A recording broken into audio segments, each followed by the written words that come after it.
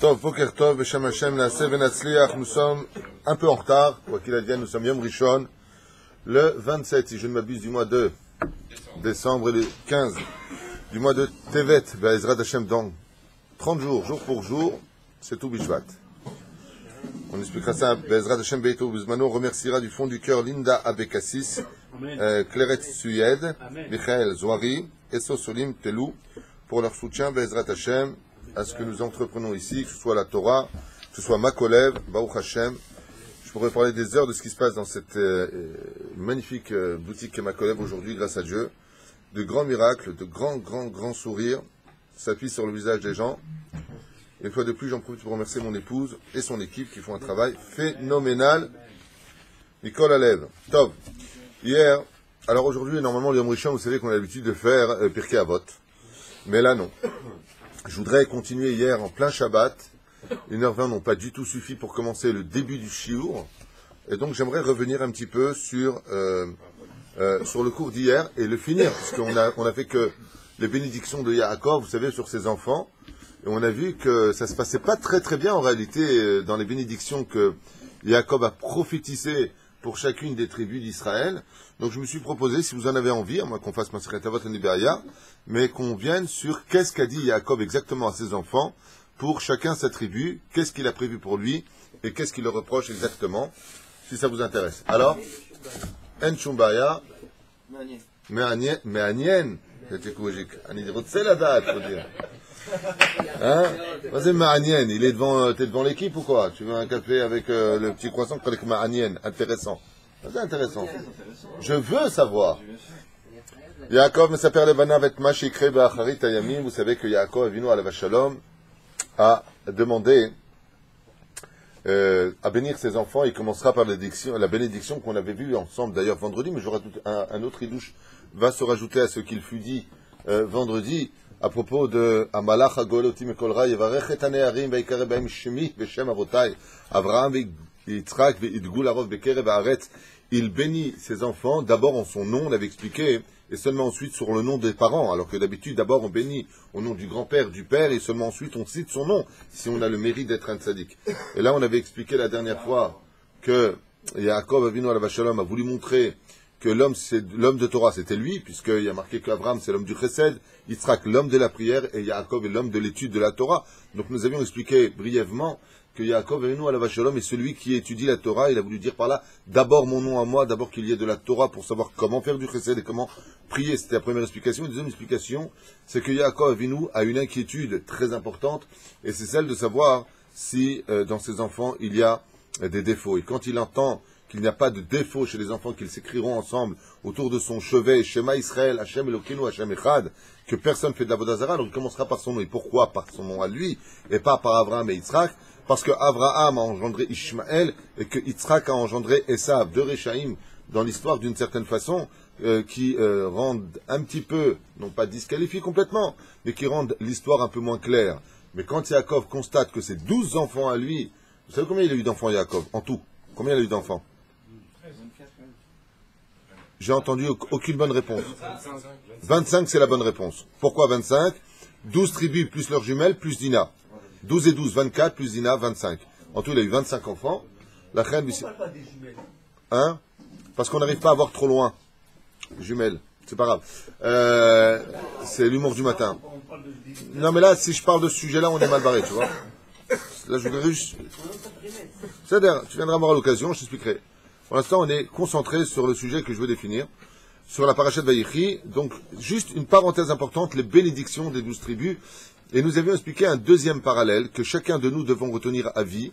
Et ce deuxième parallèle qu'il faut suivre, c'est la parasha de Vayechi qui commence par Vayechi Yaakov Be'eretz Mitzrayim, il vécut. Vous savez que Vayechi fait Gematria 34 qui font allusion aux 17 ans vécus avec Yosef en Égypte, et aux 17 ans vécus avec Yosef en Eretz Kenaan.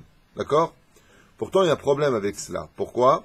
Nous avons expliqué Shabbat brièvement que dans la paracha de Vaïgash, Yaakov se plaigna des années vécues en Eretz Kenaan et qu'il les a définies comme étant peu et mauvaises, ces années. Ki me'at veraim, elles ont été peu et mauvaises. Donc, s'il est venu à 130 ans depuis sa naissance. Il arrive à 130 ans en Égypte. Il a, dans ses 130 ans disqualifiés, les 17 ans vécus avec Yosef. Alors pourquoi, si donc Vayechi fait 34, soit 2 fois 17, 17 ans vécus avec Yosef en Israël, plus 17 ans vécus en Égypte, soit 34 en tout, comment se fait-il qu'on lui dit Vayechi et que Yaakov dit que non, tout ce qu'il a vécu en Israël, compris avec Yosef Hatzadik, a été peu et négatif. Donc, c'est ce qu'il dit à Pharaon la semaine dernière. Donc, il y a plusieurs explications à cela. Mais il y a un moussel esquel très important à retenir pour nous, qu'on va expliquer tout de suite.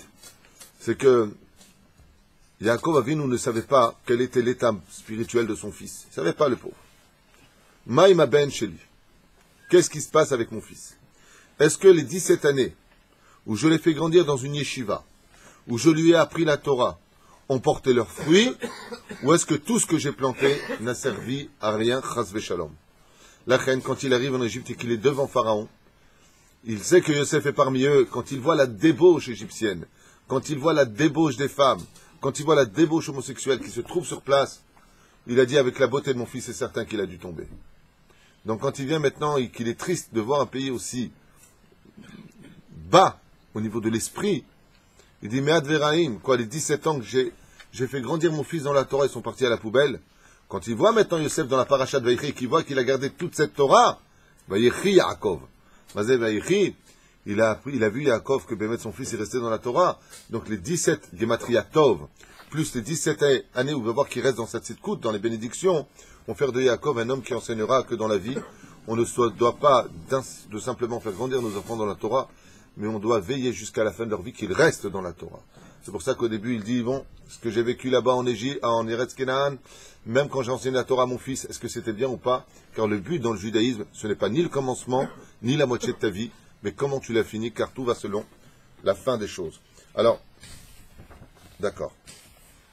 Yaakov Avinu Ratza les galot la metaket, et vient devant lui Réhouven. Alors on est dans les Midrashim, basé selon le Talmud, Babli, Yerushalmi, plus d'autres Midrashim, Midrash Tanchuma, Midrash Agadol. Ici, c'est vraiment un kibbutz extraordinaire de tous les Midrashim, qui nous dit que Réhouven est venu. Vous savez que Réhouven est né premier des 12 tribus, fils de Léa, le soir de la conception.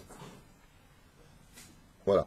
Le soir de la conception, il pensait qu'il était avec Rachel. On a expliqué qu'il l'a mis enceinte par la suite, donc, Léa.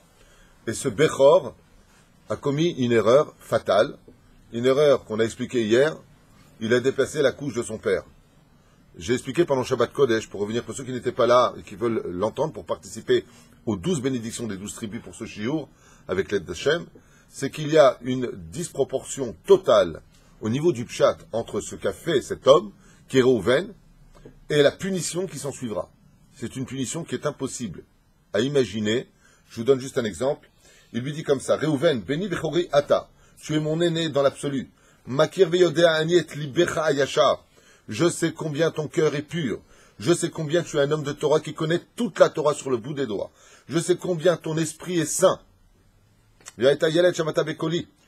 Enfant, tu ne m'as jamais désobéi. Tu n'as jamais volé quiconque. Le mec, c'est un mec parfait. On est face à Réhouven. C'est un tzaddik gamour, Réhouven. Comprenez-le bien. Ouais. Tu étais digne, à ton niveau, d'avoir la Keuna, d'être Cohen du peuple juif, d'être le roi de tes frères et de garder la Bechora. C'est clair. Mais comme tu as déplacé la couche de ton père, alors tu perdras tout. Non seulement tu perdras tout, mais en plus de ça, non seulement tu ne seras plus le Bechor, mais en plus de ça, eh bien, tu seras le premier à dégager, quand les 12 tribus seront attaquées par Nebuzaradan, à l'époque du premier temple, tu seras la première tribu à dégager de l'histoire des 12 tribus. Yama, je t'aime, il t'a déplacé ton lit, remets-le à sa place. Maximum. Ton fils, il a fait une erreur, il a fait tchouva, il a jeûné. Combien de temps il a jeûné? Vous vous rappelez?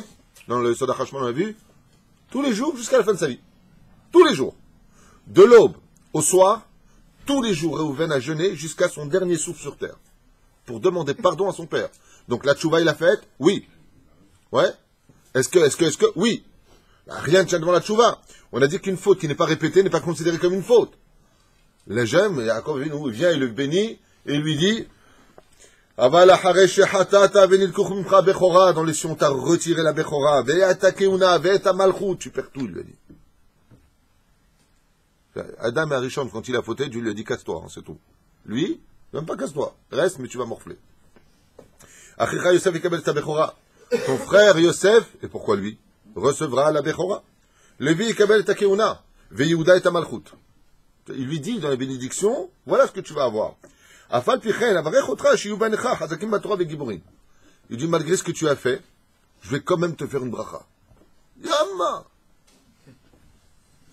Je rappelle qu'il a pris son lit, il a mis de la tente de Bilal à la tente de Léa. C'est tout ce qu'il a fait. Dans 2 minutes, je peux pas.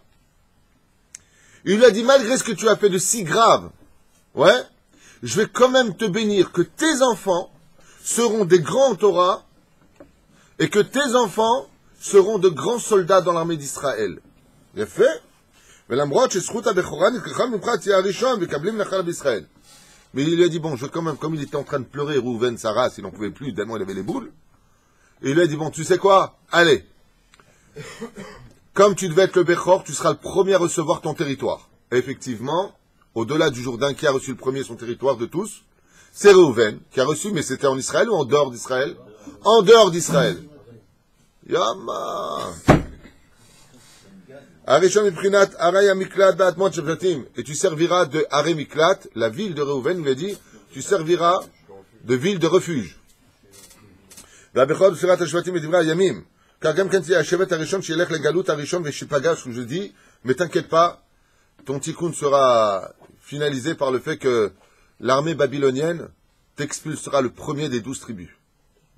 Comme tu as déplacé ma couche, tu seras expulsé. Shama Reuven et Divrei Aviv, Itmotet Orid Rosho ve'yatzam becharad. Mecharad Aviv shu atzuv me'od miskin. Comment il est sorti Reuven de la bénédiction? La tête en bas est extrêmement triste pour lui et toute sa descendance. Lama.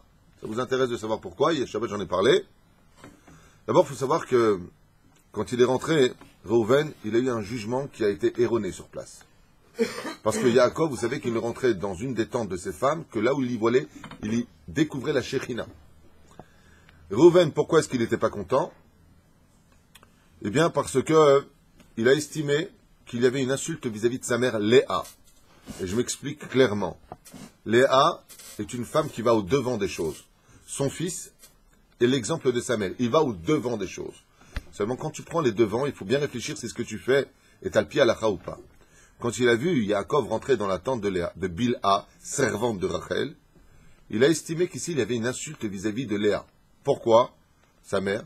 Parce qu'il y a les 2 femmes principales plus les 2 servantes. Ouais.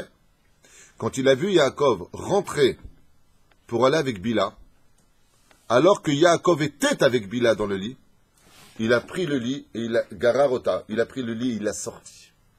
Yaakov s'est levé et lui a dit, qu'est-ce que tu viens de faire? Quel était le drame de Yaakov? Pourquoi est-ce que la Shrina s'est retirée immédiatement de la tente?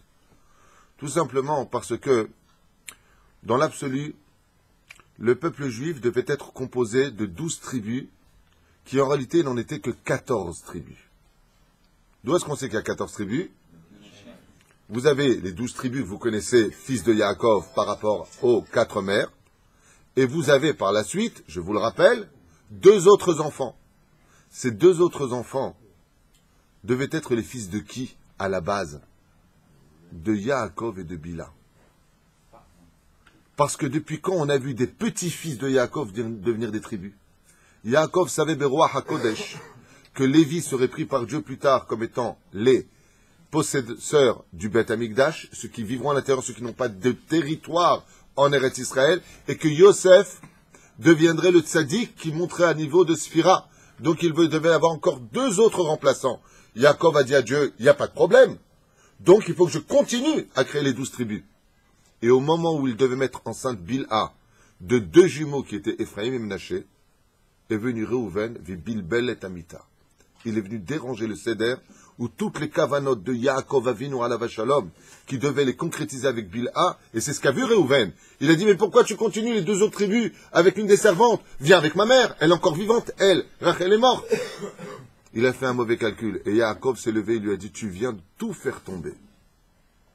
tu viens de tout faire tomber. C'est-à-dire que maintenant, de mes entrailles ne viendront pas les deux autres tribus. Donc, qui est celui maintenant qui les prendra? Avec qui j'aurais dû aller moi? Avec Yosef, qui est sa mère? Rachel. Maintenant, quel est le drame de cette histoire? Combien on a de mères fondatrices du peuple juif, des 12 tribus? Combien on en a? 4. Et à cause des Réhouven, combien on en a? 5. Qui est la 5e? Osna. Tu as fait un bilboul dans le ciel terrible. Tu viens de détruire la notion des 12 tribus. C'est pour ça que tu seras le premier à être expulsé des 12 tribus, lui dit Yaakov. C'est pas une punition, c'est pas une malédiction. C'est simplement que la cause et l'effet d'un tout petit geste. Ça me rappelle un peu le Shabbat. Qu'est-ce qu'il y a de grave d'enlever les oignons si je les veux pas d'une assiette de mettre à côté? Un petit tri, j'allume une lumière. Regardez ce qui s'est passé, Bessachakol. Il a dit, papa, lui ce qu'il a voulu faire. Papa, fais pas les 12 tribus. Avec elle, il y a encore ma mère. Il lui dit, mais t'as rien compris, la Shrinelle voulait que ça devienne des entrailles de Rachel par le biais de sa servante. Et lui dit, en déplaçant la couche, tu viens tout simplement d'annuler que les deux autres tribus qui auraient remplacé Lévi et Yosef viennent de moi. Depuis quand des petits-enfants, comme j'expliquais hier? Pourquoi pas Hushim Ben Dan? Parce que les 12 tribus devaient être composées des enfants de Yaakov, et pas des petits-enfants de Yaakov. Et à cause de cette histoire-là, eh bien, Réhouven s'est retrouvé disqualifié de tout cela. Tu as perdu la Bechora. Et pourquoi elle a perdu la Bechora? Vous allez voir combien Dieu est justice, non pas, c'est pas une méchanceté. Parce que si tu avais laissé les choses se faire telles quelles, tu serais resté le Bechor. Mais comme tu as déplacé maintenant le cube des 12 tribus, tu as retiré maintenant Ephraim et Menaché devant être les enfants de Yaakov avec nous, tu les as virés à droite et à gauche, qu'est-ce que tu as fait? Tu as écroulé tout le système des 12 tribus. Donc tu as passé la Bechora au 3e niveau, qui est juste à côté, qui était le Bechor d'à côté, qui était Yosef. Vis-à-vis d'Alévia, tu l'as fait effondrer au 3e niveau. Alpi Kabbalah, c'est très intéressant de voir comment ça se passe quand il a pris que ces deux enfants-là, ils s'arrêtaient net, parce que il est rentré dans la tente en levant le lit. Yaakov s'arrêtait net. Mais qu'est-ce que tu viens de faire? Mais qu'est-ce que tu viens de faire? Je suis en train de concrétiser les deux autres tribus d'Israël. En les déplaçant, il a tout simplement déplacé sa propre couronne. Il a fait tomber une chez Yehuda, 3e niveau, 4e niveau pour Yehuda, et juste à côté pour Rachel.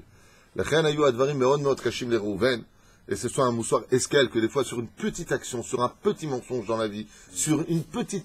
Rien. De ça que j'avais une lumière, tu vois pas ce que j'ai fait pendant Shabbat Kodesh. Tu viens de déclarer une bombe atomique dans ton propre mazal et dans la vie. Regardez Réhouven, combien ce message, il est très difficile. Mais son tikkun aura lieu, comme je vous l'ai dit, quand il aura le kibbutz Galouyot, Bezrat Hashem Réhouven retrouvera sa place et Eretz Israël s'étendra bien au-delà du Jourdain, puisque ça fera partie des Irmikla, comme le dit la Gemara dans Masechet. Makot, Razak ou Baruch, Bezrat Hashem, où on a vu qu'il y avait deux autres Irmikla de l'autre côté d'Israël, chez Zeiye, Shamour, Leatid, Lavo. Voilà, ça c'était pour Réhouven. On avance maintenant, on va faire ça par deux, Shimon et Lévi. Shimon et Lévi sont indissociables, vous savez pourquoi? Ensemble, ils ont une force terrible. Voyons ce que provoque Yaakov dans sa bénédiction. Est-ce qu'ils vont sortir Bekef ou Lala? Techef Tidrou. Maintenant, ils sont rentrés les deux, ils ont vu Réhouven sortir la tête basse. Je dis, waouh, c'est des brachot ou des klalotes, là, allez, velo alechem.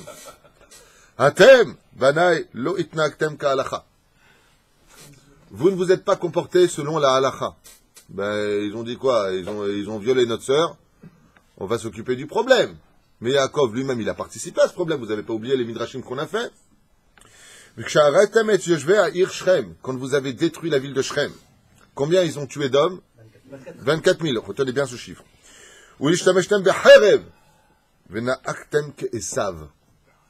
Vous avez pris des armes et vous vous êtes comportés comme la descendance de Esav. Et Jacob leur dit la honte sur vous. Quel est le problème?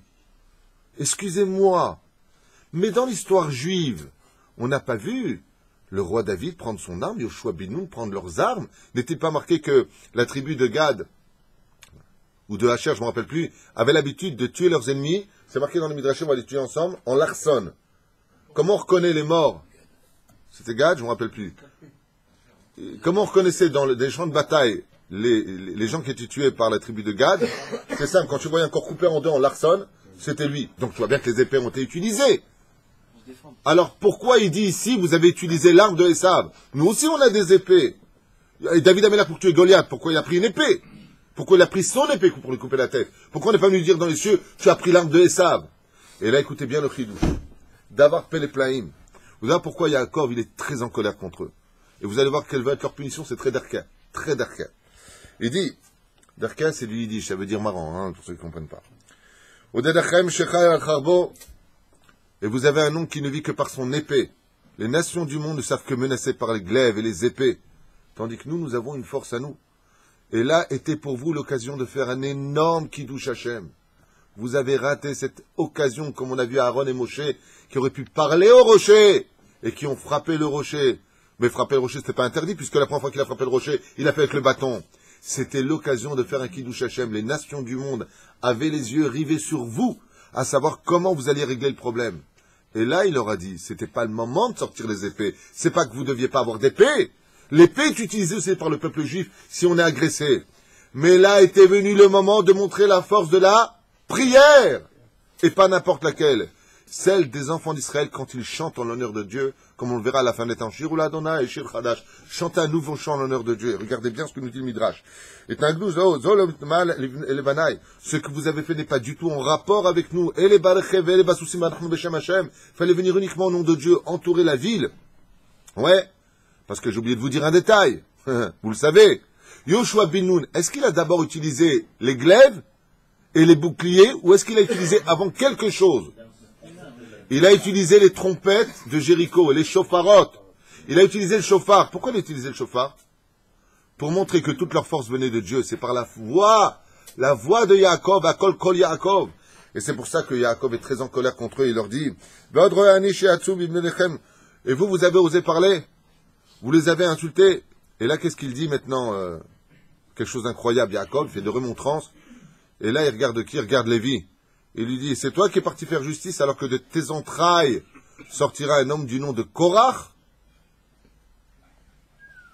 Ils recevront une punition très dure. En réalité, il est en train de lui dire, parce que tu n'as pas utilisé l'arme qu'il fallait, de tes entrailles sortira un nom du nom de Korach qui sera puni en public et fera un grand Kiddush Hashem que tout celui qui cholek à la Torah sera avalé par la terre. Puisque toi, tu n'as pas fait un Kiddush Hashem, viendra de tes entrailles, Korach, qui est de la descendance de Lévi, un homme qui, par sa déchéance morale et son orgueil, sera avalé par la terre aux yeux de tous, puisque tu n'as pas fait le Kiddush Hashem. Regardez bien la suite. Au Botozman, Eni Rotse chez Askiro et Shemi, Liad Hashem Shelachem. Et je refuse que mon nom soit associé au vôtre. Il parlait de qui? Il parle de Korach. Effectivement, Korach, on dit qu'il est Kéakéen et qu'on n'arrive pas à Yaakov. Pourquoi? Yaakov, elle a dit, je ne veux pas que mon nom soit associé à lui. Pour ne pas qu'on dise que de ma descendance à moi est sorti un homme aussi fauteur que ce Korach. Il leur a dit, écoutez bien maintenant ce que j'ai à vous dire. Beatid, Yavdou ben Shimon, il a dit comme ça à Shimon, tu as tué 24 000, tu t'es empressé de sortir ton âme pour tuer 24 000 hommes de la tribu de Shrem ben Hamor, Chayecha, que de ta propre tribu, dans une déchéance morale où ils verront un viol, pas un viol, une union publique s'accomplir, 24 000 hommes partiront de toi. Waouh, waouh, waouh. Effectivement, il y a marqué dans la Torah, Amutu b'machane Isrim varba elef. Il lui a dit pourquoi? Il lui a dit parce que tu t'es empressé de faire un Chilul Hashem. Vous allez comprendre par la suite de quoi est-ce qu'on parle. Les Baal Peor. Et au niveau moral, il dit, t'es venu faire, toi qui as le roi HaKodesh, t'es venu faire des remontrances, tu n'as pas vu que de toi venait Baal Peor. Qu'est-ce qu'il est en train de dire? Il est en train de dire que si on avait utilisé la force de la prière, on se serait adressé à Dieu, on aurait eu des arguments plus tard en disant, bon Hachem, nous aussi, regarde, on aurait pu faire du mal. Ouais, on aurait pu faire du mal. Mais on s'est retenu. Il dit, tu as brisé l'argument qui aurait pu vous sauver la Tidlavo quand ta descendance, la tribu de Shimon, allait travailler Baal Peor avec Kozbi Batsour et Zibri Ben Salou. Ouais. Il lui a dit, tu as retiré des arguments, tu ne comprends rien. Il aurait dit, vous comprenez rien à la force du peuple juif. Il lui dit, Ish mi bene Shimon. Ils seront tous de ta descendance. Et quelle va être la punition de Lévi? Darkatamut.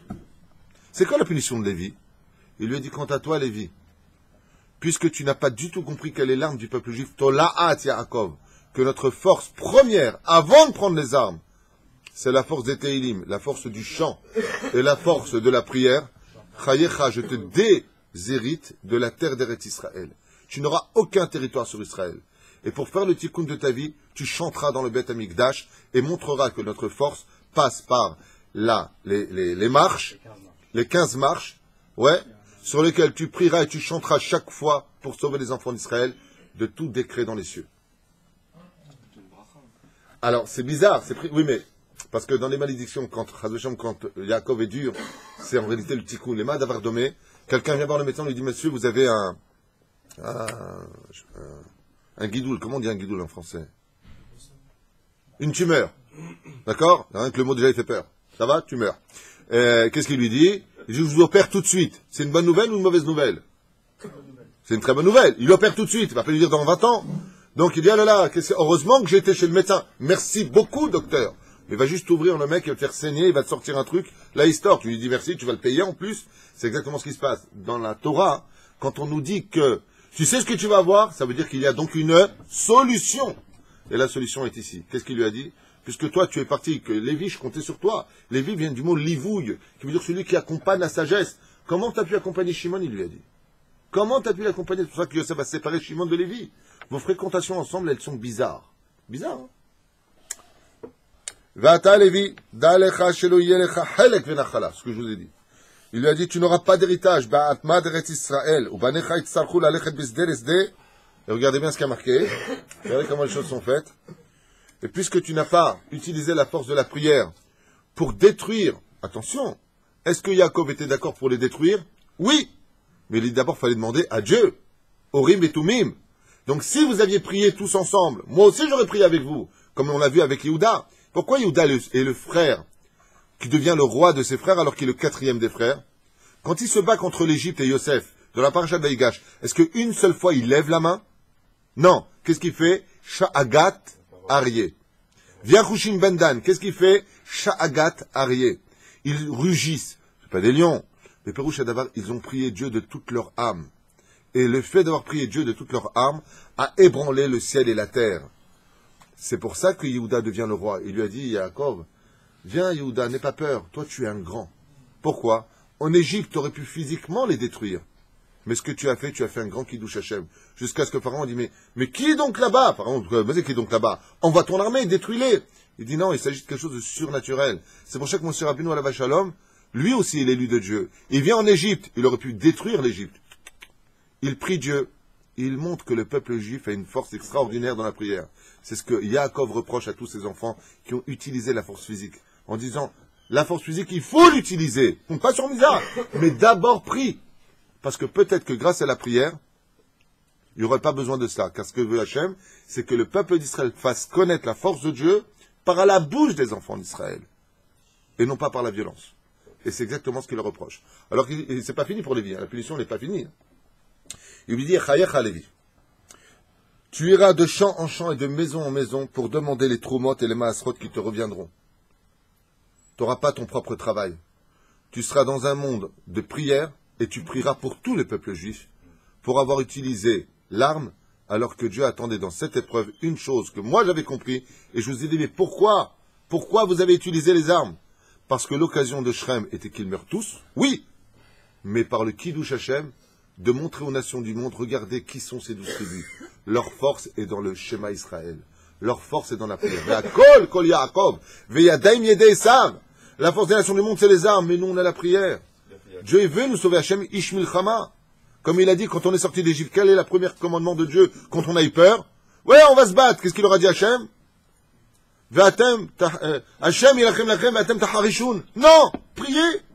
Avancez. C'est pas le moment de prier. Il y a des moments où il faut savoir quoi faire. Mais qui va combattre? Hachem. Et grâce à ce chant-là, parce que Dieu a fait les choses, Az Yashir Moshe, Mazé Yashir, ils sont morts des 600 chars, des centaines de personnes sont mortes. Il dit à Hachem, c'est moi. C'est pour ça qu'à la fin, la Gemara nous dit, quand viendra la fin des temps, comme ça dit la Gemara, il n'y aura plus de gouvernement, comme ça dit la Gemara, maintenant, est-ce que ça se fera ou pas? Est-ce qu'il vivra verra, j'en sais rien. Mais il n'y aura plus d'armée non plus. Et pourquoi il n'y aura plus d'armée? Il dit, petit Milhama Hachem, ce sera ma guerre. Je veux pas que vous dites, on a la meilleure armée du monde, c'est nous avons le Mossad. C'est moi, il dit Hachem. Et c'est à cause de ça que vous allez perdre des choses. Que Dieu bénisse notre armée, ne confondez pas tout. Il faut des armes, il faut une armée. Mais il faut surtout comprendre que c'est les cris des Bachour et Yeshivot, c'est la prière de nos femmes, de nos enfants, qui sont le vrai pilier de la défense juive. Ils ont compris ça. Il ne faut pas parler des Arabes ni des autres. Je vais te dire pourquoi. Parce que les vrais ennemis du peuple juif. Non. C'est notre Yetzerara. Ne voyez pas le bâton. Voyez celui qui le tient. Merci. Tu veux un autographe ou quoi?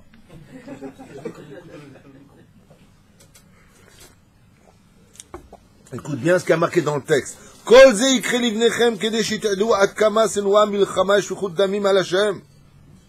Combien Dieu il déteste les guerres, combien Dieu il déteste les conflits.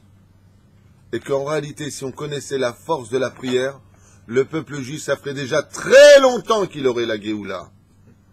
Mais on ne la prie pas, on ne crie pas de tout notre cœur. On dit, mais si vraiment tous les juifs ensemble, on pleurait, Bémet Hachem, on veut vraiment la Géoula.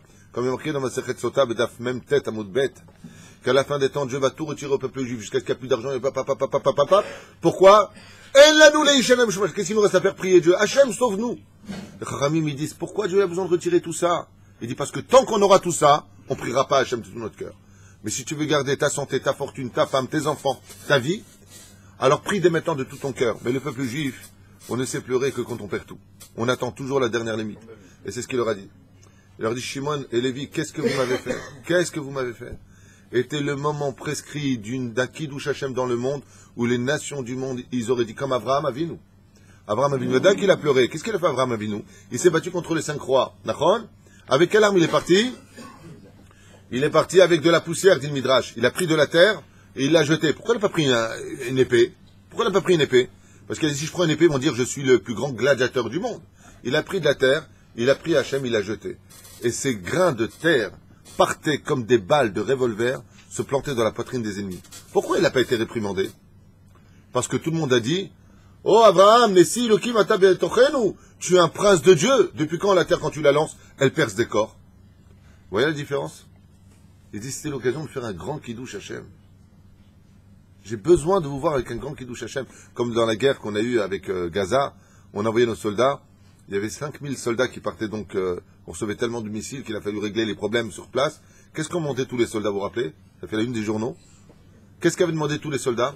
Ils voulaient tous des tzitzit katan, les Russes, les Éthiopiens, les religieux, les non-religieux, tous. Ça fait la une des journaux. Le nouveau Magen d'Israël, vous vous rappelez de ça ou pas? C'est pour Mitzah, comment? Ouais, Tzuketan, c'est ça. Pour Tzuketan. Ils ont tous demandé des tzitzit katan. Ils ont dit depuis quand maintenant nous avons des nouveaux éphodes, il y a même des journalistes qui avaient charrié. Ça a été un grand Kiddush Hashem dans le peuple juif. On a tous reconnu, vous vous rappelez ce qu'elle a dit de Ramatkal? Depuis Netanyahu, vous vous rappelez ce qu'il avait dit? Il avait demandé à l'époque au Rav Ovadia Yosef, ouais, de prier dans toutes les yeshivot pour que ça marche. Ah, le gouvernement, ils savent où est la force du peuple juif. Le Rav Ovadia Yosef, il avait interdit pendant les vacances de sortir des yeshivot. On a besoin de munitions. Allez étudier la Torah. C'est ce qu'il voulait Yaakov. Il a dit à Shimon Vélévi, ce que vous avez fait c'était bien, mais en deuxième niveau, pas en premier. Il fallait montrer d'abord la force du peuple juif, d'abord la prière. Bon, vous avez compris. C'est l'occasion de montrer qu'on n'est pas comme les goïms. Les goïms, ils se font la guerre comment? Tout de suite les armes, la bombe atomique, on se menace. Notre arme à nous, c'est la prière. Et c'est ça la vraie force du peuple juif. Et vous, vous avez montré quoi? Que vous étiez les neveux de Esav. C'est comme ça que ça a été vu dans les cieux. Donc il leur a dit, Arur tapam, maudit votre colère. Vous avez laissé la colère qui était venue de la Sitra Hara, l'emporter sur une justice en n'utilisant pas la bonne arme. Et à cause de ça est venu un grand Chilul Hashem. Et à cause de ce que vous avez fait maintenant, vous avez retiré un argument pour quand vos enfants vont fauter. Et que vous avez fait? Vous avez une faute, vous avez tué, vous. Moi aussi je vais tuer. Il dit, Shimon, tu t'es empressé d'aller tuer 24 000 hommes. Quand tu auras une faute qui viendra de ta descendance, le ministre Sar, ça veut dire l'ange ministre de Shrem, va dire on a fauté, on est mort. Il a fauté, il faut qu'il meure. Il lui a dit à cause de ce que tu viens de faire, tu ne sauveras pas 24 000 hommes de ta descendance. Mesure pour mesure. Nora va... Vous saviez tout ça? On continue? Allez, on continue. Comme ils étaient complètement dépités, on dit, je sais pas comment. Dépités, voilà. Il y avait un dépit dedans, mais je ne sais pas où le mettre. Allez, Yaakov Tochecha. Alors ils étaient complètement dépités, ils étaient tristes et tout ça. Alors dit bon, vous inquiétez pas, je vais quand même faire une bracha. Hein, heureusement, hein, je vais manger. Amar Yaakov Yetsu Sofrim Talmidei Chachamim V'Chazanim. De vous sortiront de grands sofrim, des gens qui savent écrire Baruch Hashem, les mezuzot, une écriture hors du commun. V'Chazanim. Et de grands cantors sortiront de vous. Omi Levi Yetsu HaKohanim V'Aleviim. Il lui a dit, quant à toi, Lévi, sortira les prêtres d'Israël. Donc l'un dans l'autre. Omi Sharta Hashem Bet Amikdash. Et tu serviras malgré tout Hashem dans le Bet Amikdash qui serait vu comme un cadeau. Ovnei Shimon V'Levi Yalmudu Torah et Am Israël. Et Shimon et Lévi, vous serez des enseignants pour tout le peuple juif. Vous leur enseignerez ma Torah, qui sera votre tikkun. Ce ne sera plus les armes qui agiront chez vous, mais principalement l'étude de la Torah. En même temps, c'est un cadeau. De l'autre côté, apprenez à comprendre que la force du peuple juif, c'est l'étude de la Torah et la prière. Ils n'ont pas du tout été contents, Shimon et Lévi. Ils ne sont pas sortis, c'est bien. Ils sont sortis à la panine. Est venu Yehuda. Yehuda. Est venu Yehuda. Alors Yehuda, lui, par contre, il n'a même pas voulu rentrer. Pourquoi? Il a dit Lawarik, celui qui est rentré chez Réhouven, il est sorti triste. Shimon et Lévi sont sortis tristes. Maintenant, lui, comment il est rentré? Comme ça. Papa, tu veux un café? Moi, je demande pas de bracha, rien. Je passe par là. Ça va, papa? Il lui a dit, Shama Yehuda tochachat aviv shloshet echav agdolim Réhouven, Shimon et Lévi, ratza livroach bichlal. Il a voulu dire à son père, papa, ma femme, elle m'appelle, je dois partir. Ratza livroach kedei shelo yishma gam et devarav akashim shel aviv. Et pourquoi il avait peur Yehuda? Parce que c'est lui qui a accepté de vendre. Et c'est surtout lui qui est parti avec Tamar. Fonte de l'humanité. Qu'est-ce qui s'est passé pour lui? Regardez bien. Razat Yaakov. Yaakov, il a vu Yehuda qui hésitait à rentrer. Il lui a dit, Aïjalouni, viens. Diber ito belshon raka. Et il lui a parlé avec une grande douceur. Vekach amarlo. Et il lui a dit, Yehuda, mon fils, tu connais ta grandeur? Yehuda, c'est à moi que tu parles? C'est pourquoi tu es gentil avec moi, là? Yehuda, tu connais ta grandeur? Tu as fait une action qui a déchiqueté les cieux. Tu es aimé du ciel, il lui a dit Yehuda. Yehuda, il lui a dit, ah bon? Oh? C'est pas Issachar, hein? Il lui a dit, oui, toi? Il lui a dit, allège? Pourquoi? Il lui a dit, tu sais ce que c'est de reconnaître en public une faute? Et là, Yehuda, il a repris confiance en lui. Il a dit, ah ouais, là, c'était très dur. C'est pas marqué comme ça, hein, c'est mon humour bleed qui l'accompagne le texte.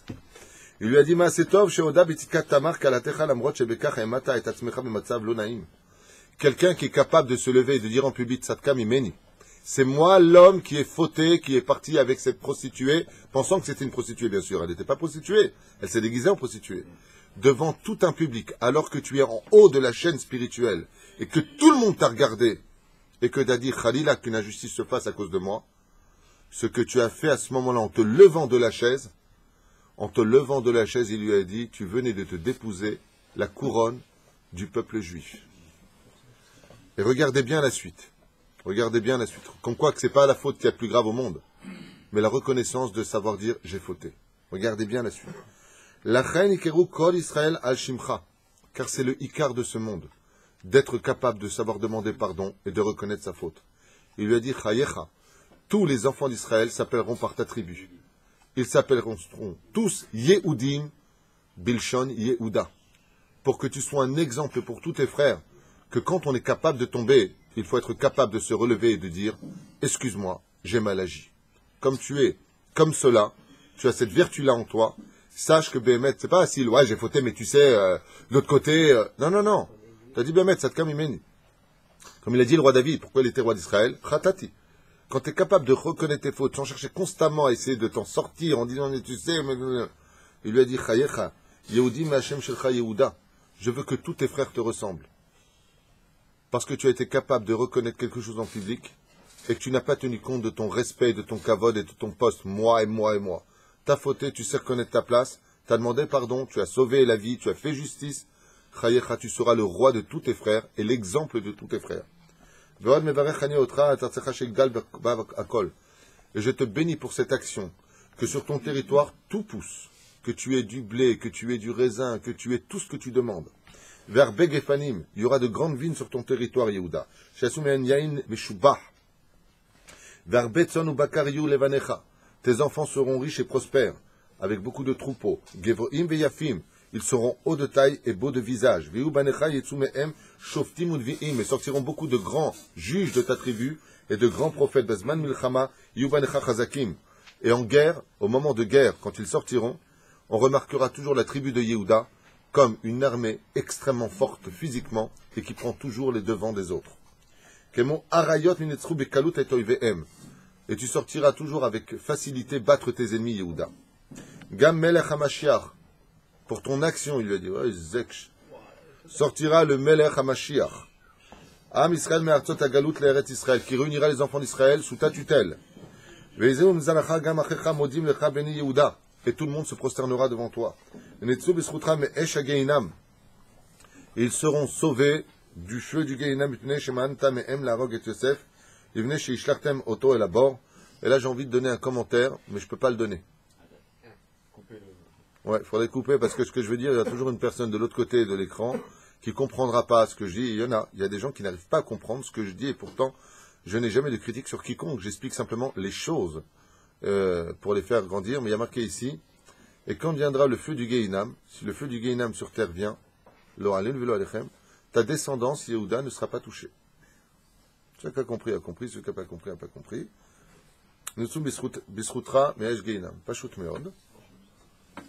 La descendance de Yehuda ne sera pas touchée par le Gehinam. Top.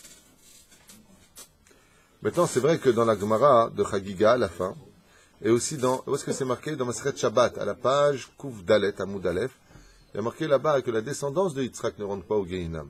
Alors quel est le chidouche ici? Celui qui a compris est compris. Top. Je préfère m'arrêter là. Yehuda il est sorti par contre avec un sourire en forme de lune, de l'oreille jusqu'à l'autre oreille. Ça va les mecs? Il leur dit alors là ça va super. Qui est rentré? Issachar ou Zvouloun. Les deux sont rentrés. Issachar et Zvouloun, eux ils sont rentrés ensemble. Vraiment deux par deux. Hein. C'est chacun l'un après l'autre, mais là on les fait deux par deux, j'ai dit. Quand Zvouloun et Issachar ont vu Yehuda sortir avec un énorme sourire, une grande lumière sur le visage, et ho, ils sont rentrés, heureux. Zvouloun ekdim levarech lamrot, shayat seir mi Issachar. Dès qu'est rentré Zvouloun avec Issachar, il a béni d'abord Zvouloun. Alors que Zvouloun est le 6e des enfants de Léa, et Issachar le 5e, il est plus jeune. Yaakov, quand il a regardé Zvouloun, il s'est rempli d'une grande estime pour lui. Presque il s'est levé devant son fils. Il lui a dit, Ashrecha Zvouloun, Tov lecha, ezet tzadik ata. Zvouloun a dit, ah oh. Mipnei shebnei Zvouloun yasku b'mischar. Il lui a dit, Ashrecha, tu voles personne, tu travailles à la sueur de ton front, tu travailles dans l'honnêteté, tu n'arnaques personne. Et Farnesu et Bene Issachar, il dit, Choshen Mishpat Alecha, tu es digne de la halacha, Zvouloun. Tu travailles vraiment comme on te le demande. Il dit de plus, de cet argent qui a été gagné droit, et Farnesu et Bene Issachar, et tu donneras la moitié de ce que tu possèdes à ton frère Issachar. Ve'avsharu la'em lilmod Torah bli da'agat parnasa. Et tu seras toujours en train de t'inquiéter au kollel. Ça va le kollel? Comme ça était Zvouloun. Zvouloun, dès qu'il arrivait, il rentrait dans les temps d'Issachar, le pshat, il donnait 50%. Le sod, il donnait pas 50%. Il donnait jusqu'à ce que personne qui étudiait la Torah dise, j'ai un souci. C'est quoi ton souci? Il manque 1000 shekels. Donne-lui 1000 shekels. Étudie la Torah sans souci. C'est ce qu'il dit ici. Beli da'agat parnasa. Et tu sais ce que c'est de retirer le souci des avrechim. Tu rentres dans un kollel, tu passes, tu rentres comme ça, tu dis voilà, 200 000 shekels. Non.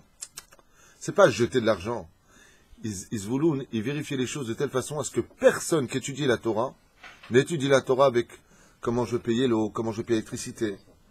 Pas de rasra. C'est exactement ça. Tu retires la rasra, mamash, c'est exactement ça, de celui qui étudie la Torah. Il lui dit, pour ça, je te bénis avant Issachar. Pour ça, je te dis, kol hakavod. T'as tout compris, lui a dit. Regardez bien la suite.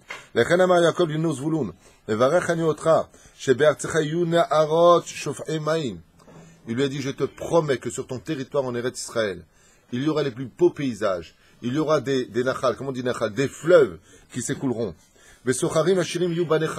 Et ta descendance deviendra très riche. parce que toi, tu t'occupes de la Torah, tu verras que ta descendance sera très riche. Et je t'amènerai quelque chose où tout le monde sera dépendant de toi. Tout le monde viendra te voir en te demandant des conseils. Puisque le chilazon, ce fameux animal, ce mollusque, qui libère son sang, qui est de couleur bleu-azur, avec lesquels on fait des tzitzit, ne viendra que de ton territoire. Et tout le monde viendra t'acheter à prix d'or. Vous savez qu'on n'a pas le droit de discuter les mitzvot. Il lui dit, regardez bien. Et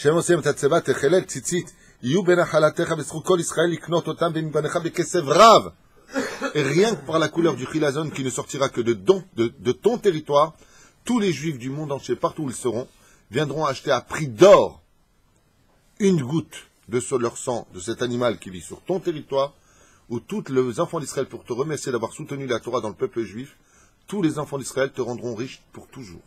Parce que tu possèdes une chose que tout le monde a l'obligation d'avoir. Tu pourras le vendre au prix où tu voudras. Car pour cette mitzvah-là, les gens devront se ruiner, comme le hétrog, pour le chilazon. Il lui a dit, ça sera de ton territoire. Yaakov venu, il a caressé la joue à Zvouloun. Il lui dit, Ashrecha Zevul, c'est un des 7 cieux. Il lui dit, Ashrecha Sha'alita Ad Lema'ala. Il n'a pas fini, hein. Ve'chelek ma'asechem titnu livnei Issachar. Et tu donneras ton salaire à qui? À Issachar, Shilma Torah Velmedu Torah Yomam Balayla.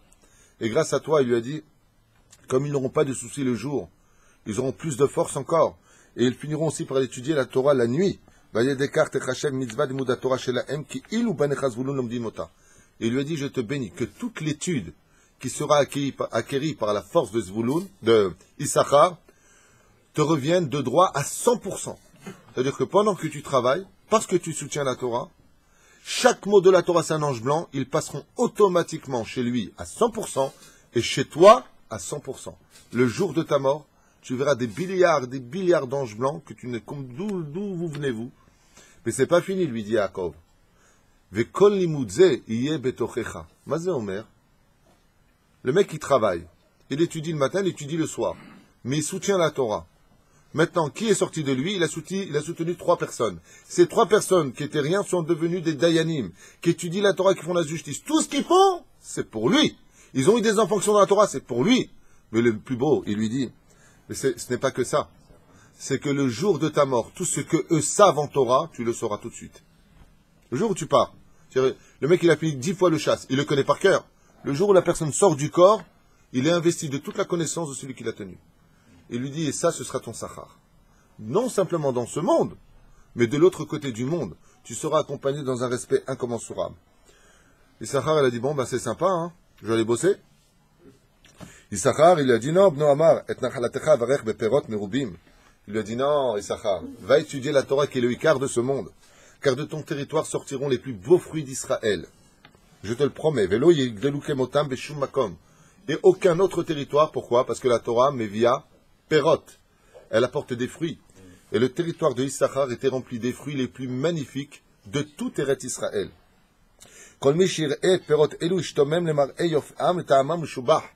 Et tout le monde, du monde entier, tout celui qui verra tes fruits, tout ce que vous entendez aujourd'hui, vous le reverrez dès que vient le Mashiach. Hein.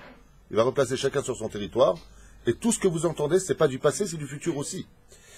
Il verra des fruits comme jamais dans l'histoire on aurait pu les imaginer.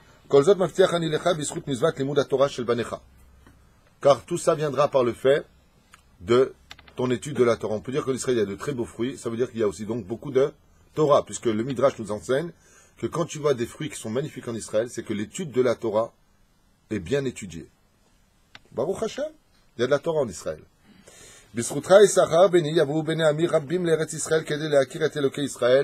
Il lui a dit, mais toi, par le biais de ton étude, et on est déjà en train de voir de tous les pays du monde, on a vu la Corée du Sud débarquer en Israël, de tous les pays du monde, ils viendront connaître le Dieu d'Israël par l'étude de la Torah, ils viendront chez vous. Tu seras le Kiddush Hashem par excellence.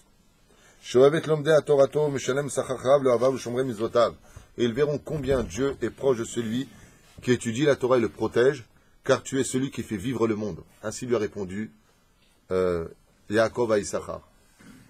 Les deux sont sortis hyper contents. Qui est rentré par la suite? Dan et Naphtali. Amar Berach Yaakov et Dan. Donc il a béni Dan, et qu'est-ce qu'il lui a dit? Dès qu'il a vu Shimshon Agibor. Dan Yadin Amo. Il lui a dit, tu seras le juge de tes frères. Odra Yaakov Baruch HaKodesh et Tzofo Shel Shimshon. Mais dès qu'il a vu Dan, Yaakov Avinu n'a pas pu s'empêcher de regarder ce grand sadique exceptionnel qu'était Shimshon, qui sortira des entrailles de la descendance de Dan et qui sauvera le peuple juif. L'espace du Plishtim. Et Yaakov s'est rempli d'une grande tristesse et il s'est mis à pleurer. Pourquoi? Il a vu le mal que vont faire les Philistins à Shimshon quand ils vont lui crever les yeux et le faire entrer dans un temple où se reposaient là-bas des milliers de Philistins. Et il verra la prière de Shimshon en train de prier Hachem, de lui demander la force, une dernière fois, de détruire. Qu'est-ce qu'il va dire Yaakov? Lishua techa kiviti Adonai. J'ai espéré en ton secours Hachem. Donne cette force à Shimshon. Accorde-lui ton pardon. Parce que tout ce qu'il a fait Shimshon, il a épousé une femme uniquement parce qu'elle était belle. Tu vois pas la faute? À son niveau à lui, il a aimé la matière. Et non pas le tafkid de se marier. Shakol baral irvodo. À son niveau à lui, c'est une grave faute. À notre niveau à nous, c'est pas une faute. C'est normal. Au contraire, il faut qu'elle soit belle, takala. Mais à son niveau à lui, c'était une takala en hébreu. Ulamana kedelil ogbo levazot. לכן ביקש יעקב מהשם מותו לעזור לשמשון ברגע האחרון שיצאו מבקש שמשון ועתיד לבוא בעזרת לחזק אותו לכן שברך את בנו דן. Il a dit, donc il a prié, dès qu'il a vu Dan, il lui a dit, donc il lui a dit, tu seras, à toi Dan, le juge sur tes frères. La tribu de Dan était toujours placée en dernier, pourquoi? Parce que les Danites étaient une tribu extrêmement forte physiquement, et dans le territoire d'Israël, ils étaient placés toujours derrière. Pourquoi? Pour protéger ceux qui étaient en retard, et pour protéger comme une espèce d'écran ceux qui voulaient attaquer par derrière. C'est la tribu de Dan. C'est pour ça que Shimshon a été le défenseur et les juges en même temps de cette nation, de cette tribu plus exactement. Naphtali, alors Naphtali, vous savez que lui, dit David a été bénical. Lui, il a été béni par Dieu dans la joie. Il lui a dit pourquoi? Il lui a dit parce que tu as toujours fait ma volonté. Mais excusez-moi, les autres aussi, ils ont fait la volonté. Mais il y avait une différence. C'est que Naphtali, quand il faisait la volonté de son père, il ne faisait pas la volonté de son père comme les autres. Il courait constamment. Donne-moi un verre d'eau, il apportait le verre d'eau. Tu peux m'apporter un livre, il apportait le livre. Mais en courant. Il s'empressait de la misva du respect des parents. Ton territoire sera rempli de poria, ça veut dire de... Comment on dit poria? En abondance. D'une grande beauté, il y aura de grands fruits, une fois de plus, il est béni d'une grande abondance, et tu posséderas une fois de plus les plus beaux paysages d'Eretz Israël sur ton territoire, puisque tous les rois demanderont à s'installer pour quelques jours sur ton territoire pour jouir de leurs yeux de la beauté du territoire que je vais te donner, parce que tu cours faire la volonté d'Hachem. Il y a une différence entre celui qui va étudier la Torah et celui qui court à étudier la Torah. Naphtali est béni sur le fait d'être une gazelle. Pourquoi la gazelle est tout le temps en train de courir? Parce qu'elle a peur. Elle a peur pour sa sécurité en général. Et lui a dit, c'est pour ça, Biglal, Gam, Retson Achicha, Meleta, Besimcha, ou Bizrut Kayala, Shilucha. Tu es une Ayala Shilucha, c'est-à-dire tu es une gazelle qui ne cesse de courir.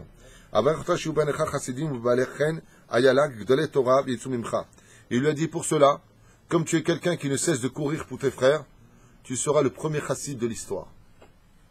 Naphtali lui dit comme ça, toute ta descendance seront des chassidim, Naphtali. Parce que le chassid, qu'est-ce qu'il fait? On le voit avec les chassidim. Ils sont toujours en train de courir. On a besoin pour veiller un mort. Ils courent.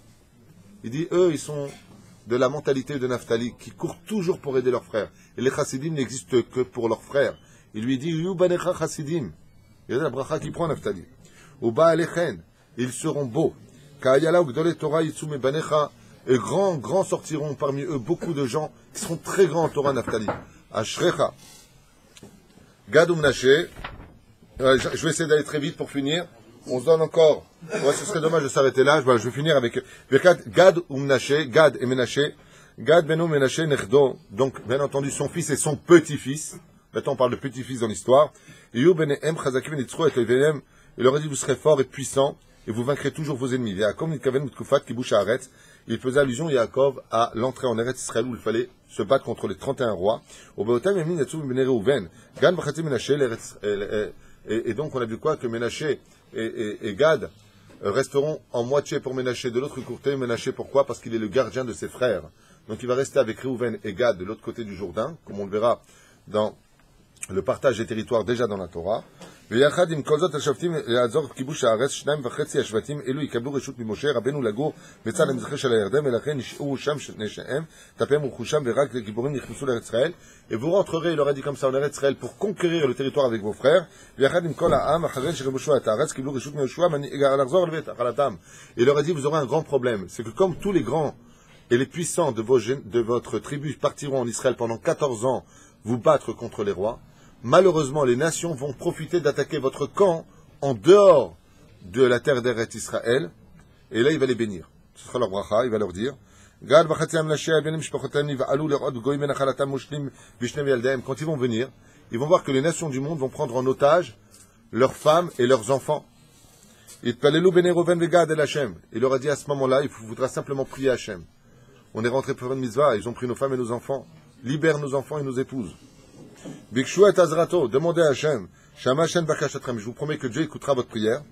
Vechizek otam benitzchu et agoyim bevarchu mimpachad et benu gad menashe verech Yaakov yitzu minu. Alors il leur dit, et vous récupérez, sans vous fatiguer, tout ce qui vous est dit, et sans que vos femmes se fassent ni violer. Je ferai un miracle, leur a dit Yaakov, il y aura un miracle des cieux, que personne ne fasse du mal, ni à vos enfants, ni à vos femmes, même s'ils seront gardés par eux, et dès que vous arriverez juste en priant en Hachem, ils seront libérés. Et Gad, il a dit, d'accord. Qu'est-ce qu'il a fait, Yaakov? Il a regardé Gad, il lui a dit, de toi sortira un homme qui équivaudra à lui tout seul, tous les peuples juifs. Et il a béni de qui? Eliyahu Hanavi, Eliyahu Agadi. Agil a dit, il l'a béni, il lui a dit, de toi sortira un des plus grands prophètes de l'histoire juive, Gad. Le prophète Eliyahu Hanavi Zachor le Tov viendra de tes entrailles. Marc Lequel, qui vient de Lévi, ici dans le Midrash, il rapporte qu'il vient de lui. Et pour finir, Asher, Asher Atzadik. Le Asher benu Amaya, comme tu es, Shemena Operia. Ta terre sera remplie d'olives. Tu seras le plus grand fournisseur d'huile d'olive.